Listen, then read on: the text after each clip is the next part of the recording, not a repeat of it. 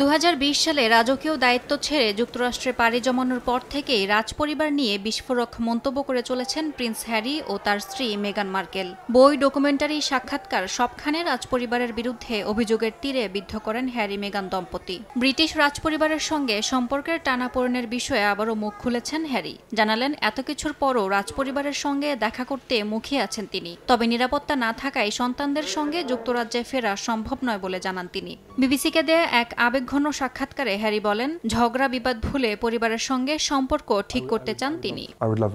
আমি আমার দেশকে ভালোবাসি, কিন্তু সন্তানদের নিজ ভূমি দেখাতে পারছি না, এটা ভীষণ কষ্টের। সাবেক এই ডিউক অফ সাসেক্স বলেন, নিরাপত্তা সংক্রান্ত কারণে বাবা তৃতীয় চার্লস তার সঙ্গে কথা বলছেন না। বাবার বয়স হয়েছে, তার উপর অসুস্থ। সে কারণে রাজপরিবারের সঙ্গে সম্পর্ক মেরামতের আকাঙ্ক্ষা ব্যক্ত করেন হ্যারি। ব্রিটিশ সরকারের বিরুদ্ধে আইনি লড়াইও পরাজিত হ্যারি।